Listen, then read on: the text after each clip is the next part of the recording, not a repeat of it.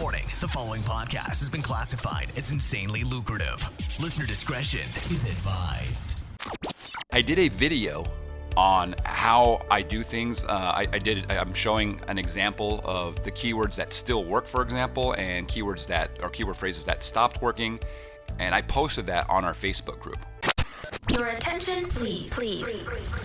Listening to the AMPM podcast may cause recurring revenue streams and unfair advantages over your competitors. Other side effects may include fatter wallets, fired bosses, and longer vacations. Listen at your own risk. Here's your host, seven-figure entrepreneur and online marketing madman, Manny Coates. Manny Coates. Hello, everybody, and welcome to the AMPM podcast. My name is Manny Coates, and I will be your host. And this is the show where we discuss how to generate recurring revenue streams 24 hours per day during the AM and the PM. Hence, the name of the show. Get it? AMPM podcast. Ha! As a matter of fact, last night we were out. Went to a place called High Times. We were having wine and cheese with a big group of friends. Afterwards, went out and had Mexican food with margaritas. It was an amazing time. And while having that delicious food and drink, I was making money. How cool is that? Pretty cool, I think. So today, I'm going to keep this podcast really short. I want to talk about misspellings, how I was crushing it, how I'm still crushing it with misspellings, but I want to talk about an algorithm change that I discovered just a few days ago, but it's something that actually hit me just a little bit over a week ago, and it did affect me to some extent. But I am not letting that stop me. I've kind of stepped back a little bit and regrouped, just kind of tried to figure it all out and push forward. So here's what happened. Back around March 28th, Amazon had some kind of an algorithm change in regards to misspellings.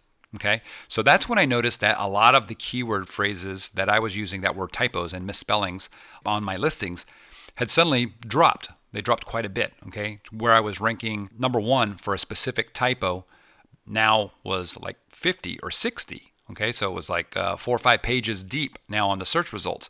And what I mean by this, guys, let's talk about this. If, for example, I'm selling the bunny scratcher, okay, and somebody mistyped the word bunny, okay, let's say it's B-U-N-N-I instead of Y. Okay, I could be bidding on the word bunny scratcher with that misspelling. Then I would be the only one most likely that actually pops up for that particular typo. Okay, and the way it worked before on almost all keywords is that Amazon would show the typos first. That any kind of product listing that had that typo would show up, and then right below that, when there was no other products that would show for that typo, then it would show the results for the corrected version of that keyword. Okay.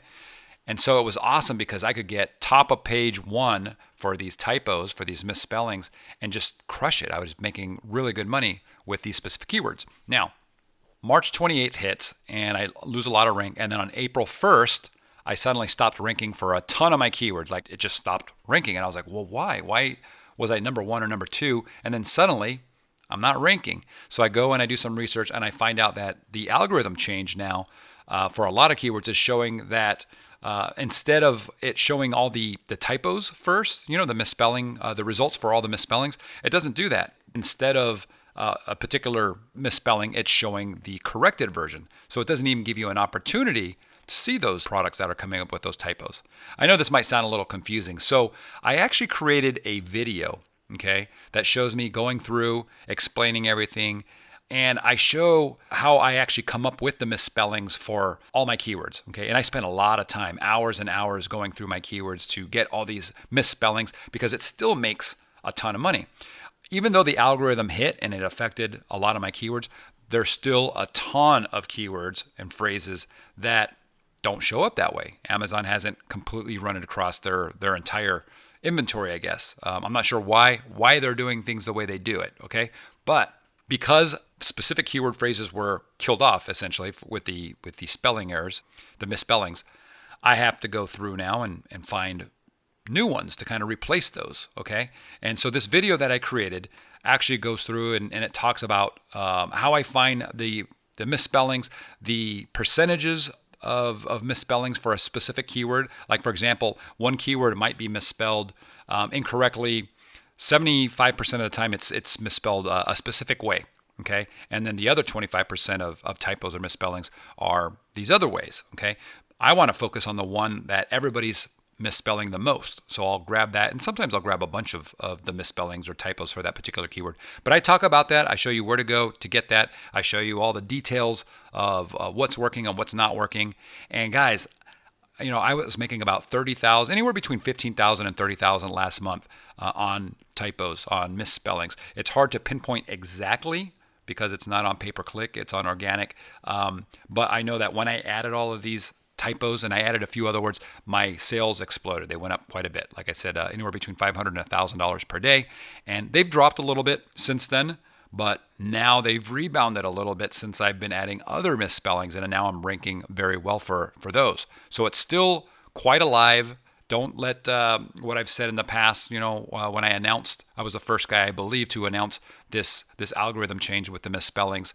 And a lot of people, I think, kind of they stepped back and were like, whoa, maybe I shouldn't use these. No, absolutely use them. I don't care what anybody says. There's still a lot of money to be made. I'm making money. But anyways, if you want to see this video, I've posted it inside our Facebook group and the FBA High Rollers Facebook group. Okay. Boy, I'm stumbling around with my words here. So you can go to Facebook and you can do a search for FBA High Rollers, and then you can join us there if you're not already a member.